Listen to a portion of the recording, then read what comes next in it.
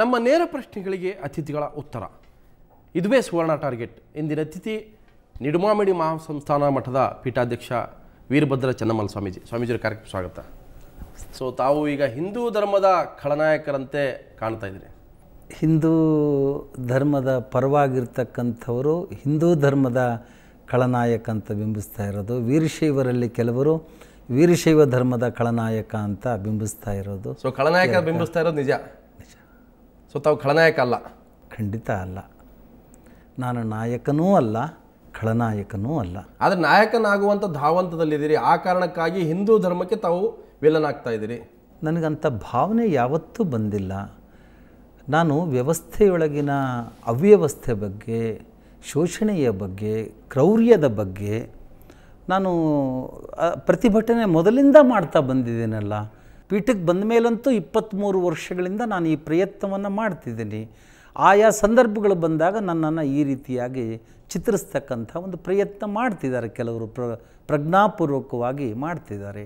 ಅಂದರೆ ಧರ್ಮ ಕಾರಣ ನಡೀತಾ ಇದೆ ನಿಮ್ಮಲ್ಲಿ ಇದೆ ಅಂತ ಇದನ್ನೆಲ್ಲ ನೋಡಿದಾಗ ನಿಜವಾಗ್ಲೂ ಅಂಥ ಮನಸ್ಸುಗಳು ಇವೆ ಅಂತ ನನಗನ್ನಿಸ್ತದೆ. ಅಂದರೆ ರಾಜಕಾರಣ ಹೇಗಿದೆಯೋ ಹಾಗೇನೆ ಧಾರ್ಮಿಕ ಕ್ಷೇತ್ರದಲ್ಲಿ ಮಠ ಮಂದಿರಗಳಲ್ಲೂ ಕೂಡ ಧರ್ಮ ಕಾರಣ ಭಾಳ ಜೋರಾಗಿ ನಡೀತಾ ಇದೆ. ಇದೆ. ಯಾವ ಮಠ ರಾಜಕೀಯದಿಂದ ಹೊರತಾಗಿದೆ ಹೇಳಿ? ನಿಮ್ಮ ಮಠ ಕೂಡ ರಾಜಕೀಯದಿಂದ ಹೊರತಾಗಿಲ್ಲ ಅಂತ ಹೇಳ್ತಾರೆ. ನಾನು ಯಾವುದೇ ಒಂದು ಪಕ್ಷವನ್ನು ಬೆಂಬಲಿಸಿಲ್ವಲ್ಲ ಇವತ್ತಿನವರೆಗೂ. ಯಾವುದಾದ್ರೂ ಸರ್ಕಾರಗಳು ಒಳ್ಳೆಯ ಕೆಲಸ ಮಾಡಿದಾಗ ಅದನ್ನು ಎತ್ತಿಡಿದಿದ್ದೀನಿ, ಅದರ ಬಗ್ಗೆ ಸದ್ಭಾವನೆ ವ್ಯಕ್ತಪಡಿಸಿದ್ದೀನಿ. ಯಾವುದಾದ್ರೂ ಸರ್ಕಾರ ಜನವಿರೋಧಿ ಕೆಲಸ ಮಾಡಿದಾಗಲೂ ಕೂಡ ನಾನು ಅದನ್ನು ವಿರೋಧಿಸಿದ್ದೀನಿ. ವೀರಶೈವ ಮಠಾಧೀಶರಾಗಿ ತಾವು ಊರು ಉಸಾಬರಿಗೆ ಹೋಗ್ತೀರಿ ಅಂತೇಳಿ ವೀರಶೈವರು ಹೇಳ್ತಾರೆ, ಹಿಂದೂ ಧರ್ಮದ ಪರವಾಗಿ ನಿಂತಂಥವರು ಕೂಡ ಹೇಳ್ತಾರೆ. ಹೌದು, ನಾನು ವೀರಶೈವ ಧರ್ಮಕ್ಕೆ ಸೇರಿದ್ದೀನಿ. ನನ್ನ ಮೈಮೇಗಳ ಕೊಳೆ ನಾನು ತೊಳ್ಕೊಳ್ಳೋದು ಹೇಗೆ? ನನ್ನ ಮೈ ಬಟ್ಟೆ ಕೊಳೆ ಆದ್ರೆ ನಾವು ಒಕ್ಕೊಳ್ಬಾರ್ದ? ನನ್ನ ಮನೆ ಧೂಳು ಕಸ ಬಿದ್ದರೆ ನಾನು ಕಸ ಗುಡಿಸ್ಕೋಬಾರ್ದ? ಕಸ ಗುಡಿಸೋದೇ ತಪ್ಪು, ಮೈ ತೊಳ್ಕೊಳ್ಳೋದೇ ತಪ್ಪು ಅಂದರೆ ನನ್ನ ಧರ್ಮದ ಒಳಗಿರ್ತಕ್ಕಂಥ ದೋಷಗಳು, ಕಾಲಬಾಹಿರ ಆಚರಣೆಗಳು, ತೊಂದರೆಗಳು, ಶೋಷಣೆಗಳು ಇದೆಲ್ಲ ನಡೀತಾ ಇದನ್ನೆಲ್ಲ ನೋಡ್ಕೊಂಡು ನಾನು ಸುಮ್ಮನೆ ಇರಬೇಕಾ? ಹಾಗಾದರೆ ಅಲ್ಲ, ವೀರಶೈವ ಪರಂಪರೆ ಮಠವನ್ನು ಬಿಟ್ಟು ಹೋಗಿ ತಾವು ಅಲ್ಲಿದ್ದಾರಲ್ಲ, ಬೇರೆ ಬೇರೆ ಸುಧಾರಣೆ ಮಾಡಲಿಕ್ಕೆ ಅಲ್ಲಲ್ಲಿ ಇದ್ದಾರಲ್ಲ. ಅದಕ್ಕೆ ನಾನು ಯಾಕೆ ಮಠ ಬಿಡಬೇಕು? ನನ್ನ ಧರ್ಮ, ನನ್ನ ಪರಂಪರೆಯ ಸುಧಾರಣೆಗೆ ನಾನು ಇದ್ದು ಪ್ರಯತ್ನ ಪಡಬೇಕೇ ವಿನಃ ನಾನು ಯಾಕೆ ಮಠ ಬಿಡಬೇಕು? ಮಠ ಬಿಡುವಂಥ ಅಗತ್ಯ ಏನಿದೆ? ಮಠಕ್ಕೊಂದು ಪರಂಪರೆ ಇದೆ, ಭಕ್ತರಿದ್ದಾರೆ, ಅದರದೇ ಆದಂಥ ನಂಬಿಕೆಗಳಿದ್ದಾವೆ, ಅದರದೇ ಆದಂಥ ಆಚಾರಗಳಿದ್ದಾವೆ, ಸಂಸ್ಕಾರ ಇದೆ. ಸ್ವಾಮೀಜಿಯವರು ತಮ್ಮ ವ್ಯಕ್ತಿಗತ ವಿಚಾರಗಳನ್ನು ಮಠದ ಮೇಲೆ ಹೇರ್ತಾರೆ, ಮಠದ ಭಕ್ತರ ಮೇಲೆ ಹೇರ್ತಾ ಇದ್ದಾರೆ.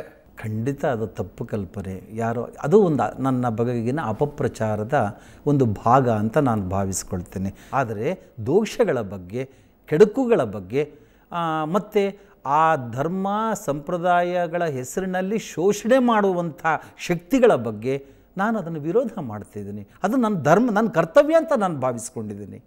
ಸೊ ಹಾಗಾದರೆ ನಿಮ್ಮ ಮಠ ಕೂಡ ಈ ಎಲ್ಲ ಶೋಷಣೆಗಳಿಂದ ಮುಕ್ತ ಆಗಿದೆಯಾ ಅನ್ನುವಂಥ ಒಂದು ಸಾಮಾನ್ಯ ಪ್ರಶ್ನೆ ಎಲ್ಲರ ಹತ್ರ ಬರುತ್ತೆ. ಹೌದು, ನಾನು ಯಾವ ಭಕ್ತರನ್ನು ನಾನೇನು ಪಾದಪೂಜೆಗೆ ಇಷ್ಟು ಅಂತ ನಿಗದಿ ಮಾಡಿಲ್ಲ. ಪಲ್ಲಕ್ಕಿ ಮೇಲೆ ನಾನು ಯಾರು ಹೆಗಲ ಮೇಲೆ ಕೂತ್ಕೊಂಡು ಮೆರಿತಾ ಇಲ್ಲ, ಯಾರನ್ನೋ ಮೌಢ್ಯದಲ್ಲಿ ಸಿಲುಕಿಸಿ ನಾನು ಇದು ಮಾಡ್ತಾ ಇಲ್ಲ. ನಾನೇನು ಮಂತ್ರ ತಂತ್ರ ಹೇಳಿ ಭಕ್ತರಿಗೆ ಮೋಸ ಮಾಡ್ತಾ ಇಲ್ಲ, ಪಂಚಾಂಗ ಹಿಡ್ಕೊಂಡು ನಾನು ಮೋಸ ಮಾಡ್ತಾ ಇಲ್ಲ, ವಾಸ್ತು ಹಿಡ್ಕೊಂಡು ನಾನು ಮೋಸ ಮಾಡ್ತಾ ಇಲ್ಲ. ಯಾವ ಭಕ್ತರನ್ನು ಯಾರನ್ನು ನಾನು ವಂಚಿಸ್ತಾ ಇಲ್ಲ, ಮೋಸ ಮಾಡ್ತಾ ಇಲ್ಲ. ಅಲ್ಲ, ಭಕ್ತರು ನಂಬ್ತಾರಲ್ಲ ಇವನ್ನೆಲ್ಲ. ಅಲ್ಲ, ನಿಮ್ಮ ಮಠದ ಭಕ್ತರು ಕೂಡ ಕೆಲವು ಆಚರಣೆಗಳನ್ನು, ಕೆಲವು ಪದ್ಧತಿಗಳನ್ನು, ಕೆಲವು ಪೂಜಾ ಕೈಂಕರ್ಯಗಳನ್ನು, ಪಾದಪೂಜೆ ನಂಬುವಂಥವ್ರು ಇದ್ದಾರೆ ಭಕ್ತರು. ನಾನು ಹೇಳೋದು, ನಂಬಬೇಕು, ಒಳ್ಳೆಯದನ್ನು ನಂಬಬೇಕು, ಒಳ್ಳೆಯದನ್ನು ಉಳಿಸ್ಕೊಳ್ಬೇಕು.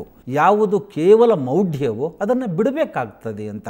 ಒಳ್ಳೆಯದನ್ನು ಉಳಿಸ್ಕೊಳ್ಬೇಕು, ಕೆಡುಕಿಗೆ ಕಾರಣವಾಗೋದನ್ನು ಬಿಡಬೇಕು. ನಮ್ಮ ಮಠ ಆದರೂ ಅಷ್ಟೇ, ಮತ್ತೊಬ್ಬರ ಮಠ ಆದರೂ ಅಷ್ಟೇ. ಧರ್ಮದಲ್ಲಿನ ತಪ್ಪುಗಳನ್ನು ಎತ್ತಿ ತೋರಿಸೋ ಮೂಲಕ ಧಾರ್ಮಿಕವಾಗಿ ಒಂದು ಮಠಾಧೀಶರ ಗುಂಪನ್ನೇ ಮಾಡ್ತಾ ಇದ್ದೀರಿ. ಆ ಮಠಾಧೀಶರ ಗುಂಪಿಗೆ ತಾವು ನಾಯಕರಾಗ್ತಾ ಇದ್ದೀರಿ. ಸೊ ಹಾಗೆ ಹಿಂದೂ ಧರ್ಮಕ್ಕೆ ಇವರು ಬಹಳ ವಿರುದ್ಧವಾಗಿ ನಿಂತಿದ್ದಾರೆ. ನೋಡಿ, ಸಮಾಜದಲ್ಲಿರ್ತಕ್ಕಂಥ ಈ ಸುಲಿಗೆಕೋರ ವ್ಯವಸ್ಥೆ, ಧರ್ಮ ದೇವರ ಹೆಸರಿನಲ್ಲಿ ನಮ್ಮ ಜನಗಳನ್ನು ಅಜ್ಞಾನದಲ್ಲಿ, ಭಯದಲ್ಲಿ, ಮೌಢ್ಯದಲ್ಲಿಟ್ಟು ಶೋಷಣೆ ಮಾಡ್ಕೊಂಡು ಬರ್ತಕ್ಕಂಥ ಸಾಂಪ್ರದಾಯಿಕ ಶಕ್ತಿಗಳಿಗೆ ಈಗೊಂದು ಆತಂಕ ನಿರ್ಮಾಣ ಆಗಿದೆ.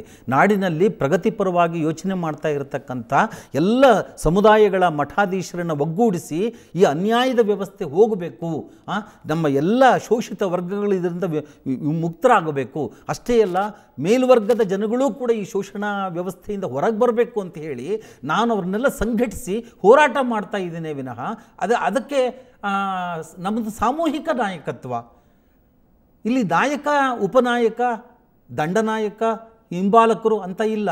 ಮಾಡಲಿಕ್ಕೊಬ್ಬ ವ್ಯಕ್ತಿ ಮುಂದೆ ಸೈನ್ಯ ಕಟ್ತಾರೋ ತಾವೇ ಒಂದು ರೀತಿ ಸರ್ವಾಧಿಕಾರಿ ಆಗ್ತಾ ಇದ್ರಿ, ನೀವೇ ಎಲ್ಲ ಸ್ವಾಮೀಜಿ ಸೇರಿಸ್ತಾ ಇದ್ರಿ, ನೀವೇ ಅದರ ಹೇರ್ತಾ ಇದ್ರಿ. ಅದು ಸೈನ್ಯ ಅಂತ ಯಾಕೆ ಹತ್ಕೊಳ್ಳಿ? ನಮ್ದು ಬೇಕಾದ್ರೆ ವೈಚಾರಿಕ ಸೈನ್ಯ ಅಂತ ಇಟ್ಕೊಳ್ಳಿ, ನಮ್ಮದು ಆಯುಧಗಳಿಲ್ಲದ. ಆಗ ನಾವೆಲ್ಲ ನಿರ್ಮಾಮಿಡಿ ಸ್ವಾಮೀಜಿ ಮಾತ್ರ ವೈಚಾರಿಕರು, ಉಳಿದವರೆಲ್ಲ ದಡ್ರು, ಎಲ್ಲ ಮೂಡ್ರೆ, ಅವ್ರಿಗೆ ತಲೆ ಇಲ್ವಾ?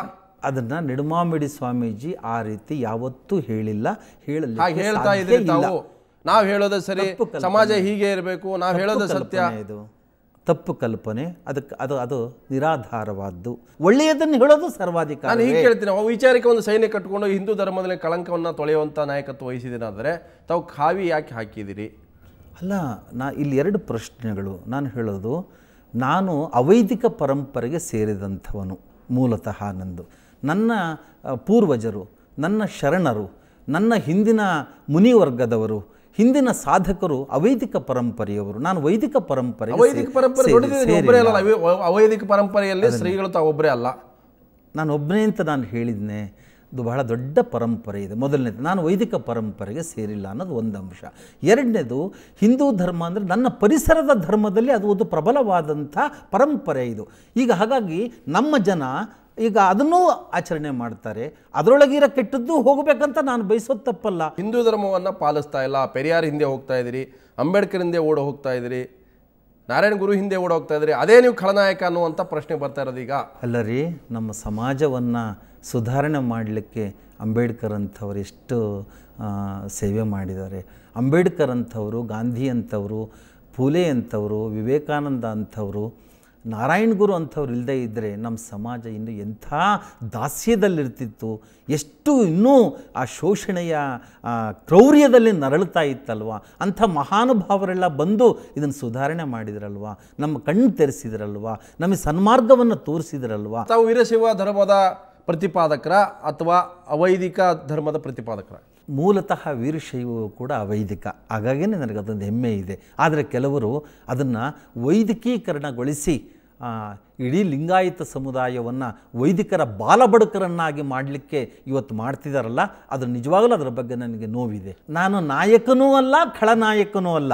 ಕೆಲವರು ದ್ವೇಷ ಅಸೂಯೆಗಳಿಂದ ಪೂರ್ವಾಗ್ರಹ ಪೀಡಿತರಾಗಿ ಈ ಸಮಾಜ ಬದಲಾವಣೆ ಆಗುವುದಕ್ಕೆ ಯಾರು ನಿಜವಾಗಲೂ ವಿರೋಧ ಮಾಡ್ತಿದ್ದಾರೆ, ಈ ಸಮಾಜದ ನಿಜವಾದ ಹಿತಶತ್ರುಗಳು ಯಾರಿದ್ದಾರೆ, ಗೋಮುಖ ವ್ಯಾಘ್ರಗಳು ಅಂತ ಕರಿತೀನಿ ನಾನು ಅವ್ರನ್ನ. ಅಂಥ ಜನಗಳು ನನ್ನ ಮೇಲೆ ಇಂಥ ಆರೋಪ ಮಾಡ್ತಿದ್ದಾರೆ. ಆದ್ದರಿಂದ ನಾನು ಅದರ ಬಗ್ಗೆ ಅವರೆಷ್ಟೇ ಆರೋಪ ಮಾಡಲಿ, ನಾನು ಅಂತಃಸಾಕ್ಷಿಗೆ ಗುಣವಾಗಿ ಬದುಕ್ತಾ ಇದ್ದೇನೆ. ನಾನು ನಾಡಿನ ಜನತೆಗೆ ಬಾಧ್ಯಸ್ಥ. ನನ್ನ ಶಿಷ್ಯರಿಗೆ, ಭಕ್ತರಿಗೆ, ನನ್ನ ಅಭಿಮಾನಿಗಳಿಗೆ, ಈ ನಾಡಿನ ತುಂಬ ಇರತಕ್ಕಂಥ ನನ್ನನ್ನು ಗೌರವಿಸುವಂಥ ಸದ್ಭಾವನೆ ಇಟ್ಕೊಂಡಿರ್ತಕ್ಕಂಥ ಆ ಜನವರ್ಗಕ್ಕೆ ನಾನು ಬಾಧ್ಯಸ್ಥ. ನಾನು ಅಂತಃಸಾಕ್ಷಿಗೆ ಗುಣವಾಗಿ ಬದುಕ್ತಾ ಇದ್ದೀನಿ. ನಾನು ಯಾರನ್ನೂ ಬೆಚ್ಚಿಸಲಿಕ್ಕೆ ನಾನು ಬದುಕ್ತಾ ಇಲ್ಲ. ಶ್ರೀಗಳ ಜೊತೆ ಇನ್ನಷ್ಟು ವಿಷಯ ಚರ್ಚೆ ಮಾಡ್ತೀನಿ. ಅದಕ್ಕಿಂತ ಮೊದಲು ಒಂದು ಬ್ರೇಕ್.